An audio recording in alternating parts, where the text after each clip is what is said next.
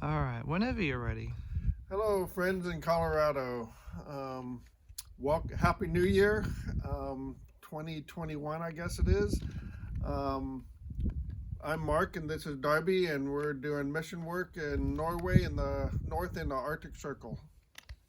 So we are living in a little village called Rusvik. There's about 200 people in our village.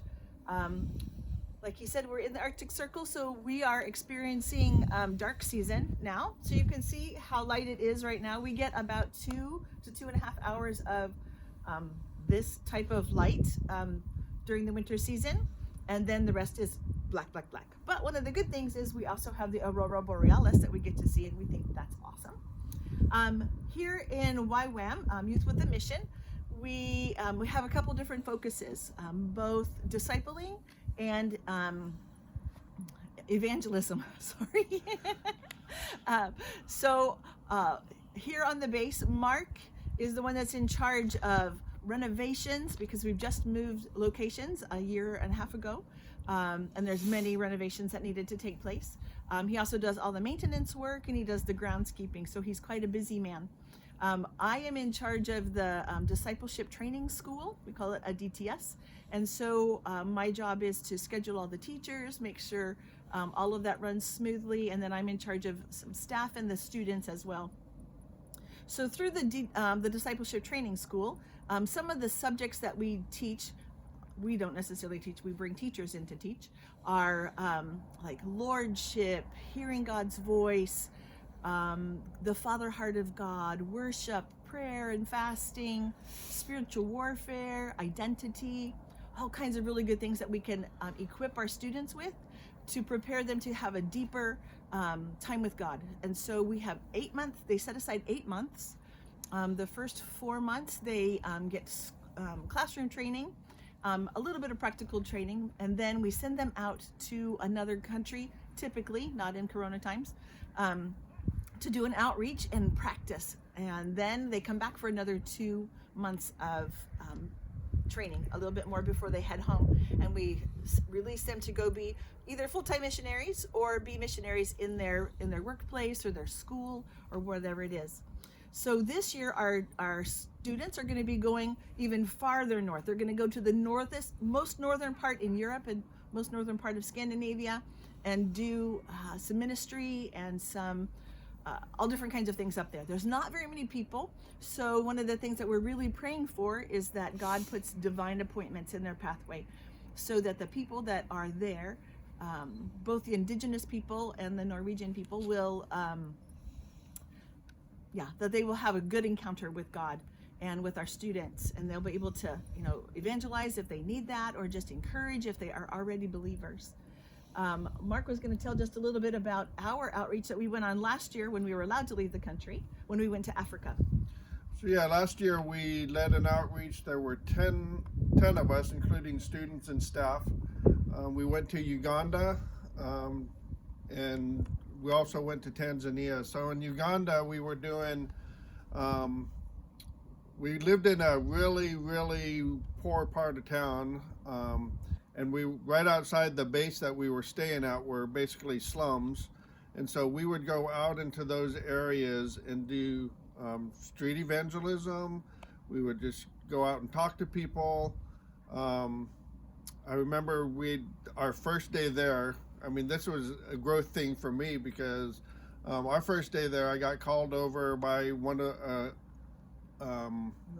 a local pastor that had gone with us, and they're really honor old people, and so we're taking 20-year-olds, so I'm obviously like the oldest person there. And so he says, "Hey Mark, come on over here." So I walk over and see what he wants to say, and says, "Start preaching." So, like right now on the street. Yeah, start preaching. so I did. Thank you, Holy Spirit, for giving me some words to say. I basically kind of went through the plan of salvation and stuff, but so in America, if we did this, people would just walk by, who's this kook on the street? But there, it drew a crowd. It was like amazing that all these people gathered around when I started talking, and we had so that was just kind of a cool thing. We had so many opportunities to share. one of my favorite stories about the growth in a student. We had a student last year that was very quiet. I mean, in class all the time, she was just very soft spoken. She would ask a few questions, but not like hardly ever. Uh, and so when we went to Tanzania, we were in this they were opening little churches in these small villages that had a lot of dark and a lot of witch doctors and weird stuff going on there. But we were doing these open air meetings, had music and preaching, but all of us students and staff that were on this trip were doing the teaching. And on the night that it was Eula's night, the quiet person, the microphone went out. I said, oh no, what's going to happen? So all the microphones went out, and who knew, but God like just filled her with this huge voice. I mean, she had such a loud voice, and her testimony was so great. It had such a great response, and it was just like seeing God like, whoo, what happened here? It was just this amazing blossom. We just have so many different stories. I mean, we saw healings, we saw just so many great things in Africa. So it was just a encouraging time for students and staff that went, but I also feel very much that we were appreciated and that we made some impact in that area for God and for the kingdom. We had 47 people came to Christ during the 8 weeks that we were there that we knew of. So that was super cool. So we're excited to send out our students this next year to the north in Norway. It is a very dark and very cold place, and so we would really ask for prayer for them, that God will just open the right doors and they will have just the right words to say. We're working with different churches there.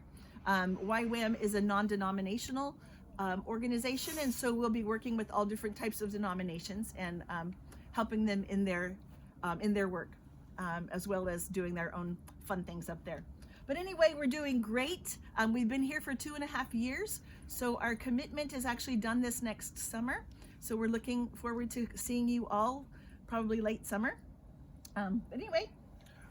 I would ask actually one more whoops. thing. I would, for the team that's going out this year to northern Norway, I would just ask that you prayer for safety for them, because they're going to be driving all the way up to different places, and it's dark season and it's cold and the roads could be not the greatest. So I would just ask for traveling safety for them as well. And not finding reindeer or moose on the road would be a bad thing too. Right, Yeah. that too. Yeah. But anyway. Thank you. Thank It's you. great to see you guys. Hopefully there. we'll see you, I don't know when, maybe this summer. Love you guys. See ya.